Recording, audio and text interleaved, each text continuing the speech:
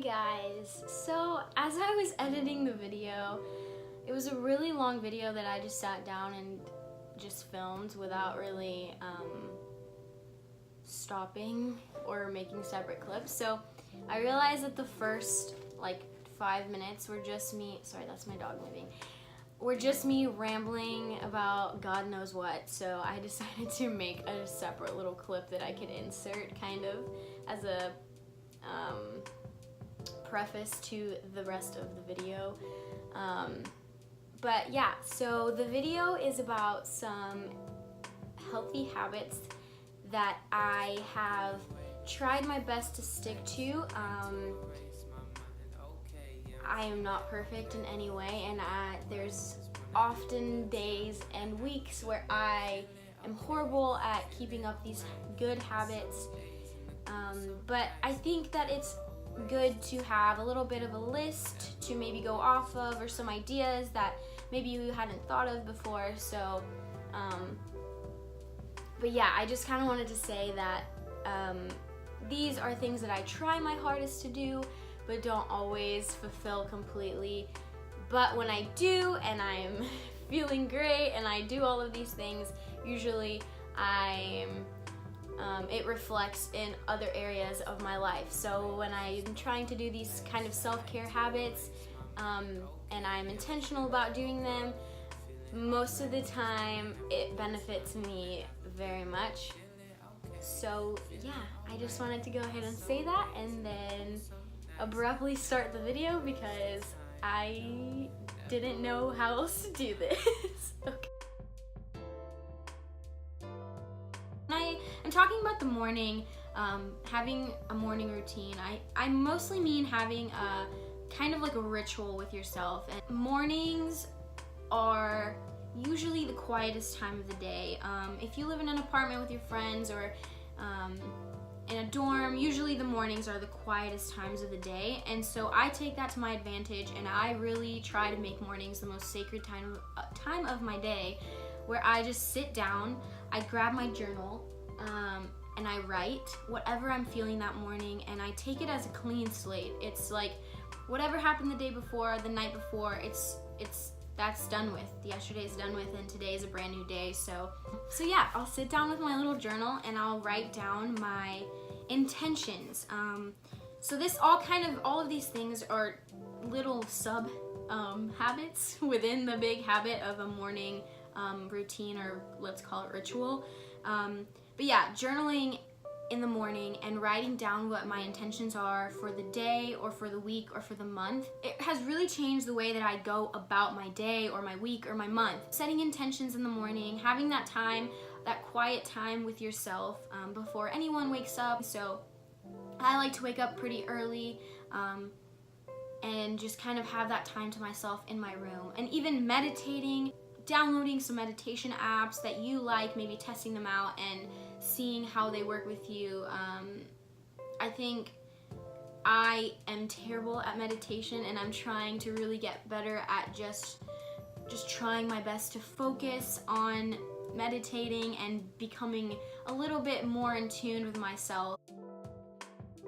If you have a horrible day and you come back and your room's a mess, for me personally, that just heightens my anxiety and makes everything way worse than if I come back from a bad day and my room's perfectly clean, my bed is made. It's just so much more relaxing to come to a bed that is made. And if that's the only thing that you accomplish that day, it feels so good to just come home and be like, today sucked, my test was horrible, I hate everybody, but my bed is made. So yeah, number one, morning routine, morning ritual, whatever you'd like to call it. Okay, my second healthy habit, I guess, is exercise. It sounds super obvious that exercise is a healthy habit, but I kind of want to talk about making an actually healthy habit out of exercising. I know that I went through a period of my life, probably a year or so ago, where I was exercising in excess.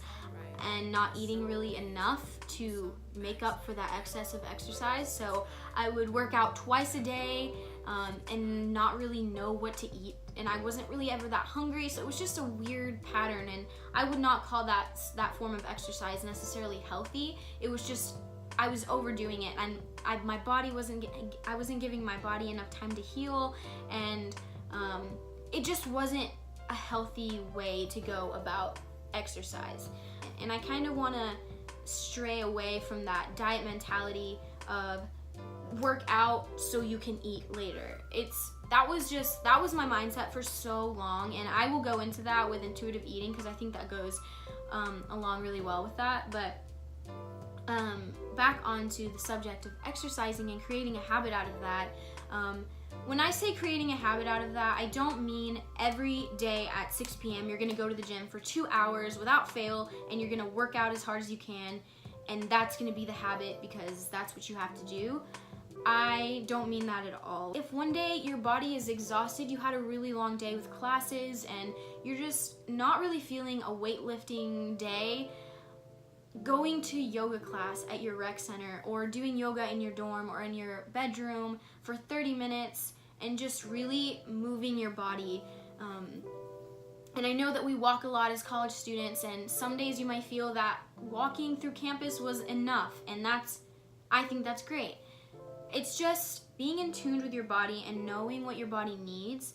Do I want to go on a run? Do I want to go on a walk? Do I want to do some yoga or some Pilates? Or do I want to go hard at the gym today and do some weightlifting and maybe some sprints or maybe some HIIT cardio? I think that has changed my life completely, just sitting down and thinking, what does my body need today? And it could be 3 weeks of weightlifting every day, and if that feels good to your body, then just do that, you know? Truly, there is a huge link between movement and exercise and lowering the effects of anxiety and depression. I will link some studies down below that you can look at, because I'm not just saying that. I would definitely make a habit out of moving your body, not necessarily lifting weights if that's not your thing, just doing what your body needs, and you will figure that out. I think it's a lot of trial and error. So yeah, that's the second little healthy habit that I have, is just moving in any way is good for your body, as long as you're doing it in moderation and not overworking your body, because I know that there comes a point where if you overdo it, you're really just hurting your own body, you're hurting your own mental health, and so yeah. Trying new things. Stuck in the same old routine every single day, especially with having classes the same day every week, can get really exhausting, and it's something that really kind of made my college experience, my first year, was just like, I was so tired of doing the same thing every single week. Like Monday, Wednesday, Friday was class, Tuesday, Thursday was, I don't know, not class, so I did not like that. So something I really promised myself for this next semester and for the summer was to try something new every week or every day or every couple of days if I can. So for example, I really want to make my own sauerkraut. I love sauerkraut. It's so freaking good. Doing little stupid things like that, things that seem so insignificant, can get you out of a funk if you're just like, I know that my second year of college, I was kind of in a funk. I was not feeling anything. Working out was my thing freshman year. I worked out all the time, and I was really fit and really excited about working out, but then after a while, that kind of I still did it, but it kind of wasn't like as exciting as it used to be. So then I got really into calligraphy, and I still love it, and I was able to make a little bit of money from that, but then it was kind of like, I love doing it, but I mean, I can't do calligraphy every single day. I'm still in college. So then I got really into yoga, and I don't know, it just kind of, I think that having something to be excited about is wonderful, and yeah, it can really heighten your happiness. But I kind of talked about this at the beginning with my little morning ritual that I like to do every single day, almost every single day. I talked about journaling. I honestly can't think of anything else that has changed and helped me cope with my emotions better than journaling has. So I started journaling every day this last semester in college. It was kind of around the time where I just felt like my mind was a cluster of emotions and I could not sort them, and I was living my day so anxious. I couldn't think clearly. I couldn't focus in class just because I had so much going on in my head. And I finally I talked to my therapist, who's awesome, and she kept asking me, have you been journaling? Have you been journaling? And I was like, no, I haven't. And so yeah, she finally kind of convinced me, or I guess I convinced myself because she's been telling me forever, to journal.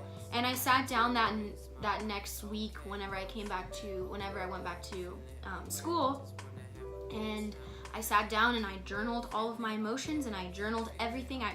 By journal, I mean write down. I wrote down everything that was on my heart and on my mind.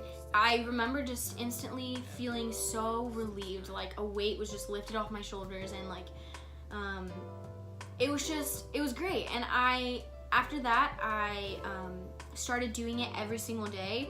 When I'm having my little morning time to myself, I will usually write my intentions down, or I will write literally just word vomiting what I'm feeling that morning. If I'm feeling tired, if I'm feeling anxious, that's usually what I'll do in the morning, but I will make sure to focus on my intentions.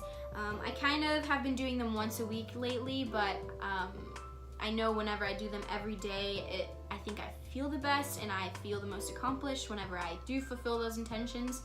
And then at night, usually I will sit down and write down at least 10 things that I'm grateful for. I think gratitude journaling is one of the best things you can do, especially if you're someone that suffers with depression or if you have anxiety. I think that just sitting down and listing things that you're truly grateful for, even after a really shitty day, just writing down things that you truly, at the end of the day, can say that you're grateful for. And just expressing that gratitude can definitely change your perspective on so many things. I will also link a couple of studies done on expression of gratitude, gratitude practices. There are some literal brain changes and MRI scans that have been done on how your brain changes when you practice gratitude, and I just thought that was super freaking interesting, and I really want to put that down below. Okay, the last healthy habit that I want to talk about isn't really like a habit. I don't really know how else to, I guess it's a habit. I'm gonna call this being a sponge. And what I mean by that is the ability to soak in as much information, as many different ideas, and point of views as you can, soaking those in and really educating yourself in ways that you didn't really think that you ever would. I think that's honestly one of the most humbling things that a person can do, is really just being a sponge to what other people have to say. Reading books, listening to podcasts. I just recently found the most wonderful podcast. She's a licensed counselor. She has a podcast where it's called Therapy Thoughts, I believe. Oh, my phone's recording.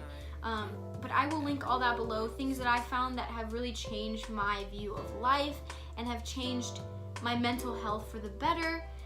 And yeah. Okay, so as you can see, this is a very abrupt transition. That's because I kept rambling for like 10 minutes and there was no point where I could have just stopped it nicely to where it flowed. So I'm just gonna go ahead and add this in here so it's a little bit less like abrupt. But yeah, that kind of sums it up. I didn't even talk about me summing things up. I just kept rambling about something that didn't make any sense. So yeah, now on to another stupid clip of me talking. I don't know if I can include this, but I really want to talk about this kombucha because it's so damn good. It's called Kickin' Kombucha. I don't know. Do you guys like kombucha? Let me know. Comment, like, subscribe. Okay, no, really, that's it. If you guys have any video ideas that you want me to do, anything you'd like me to talk about, I will be more than willing to do that for you guys. And thanks for tuning in. Bye, everybody. Have a wonderful week.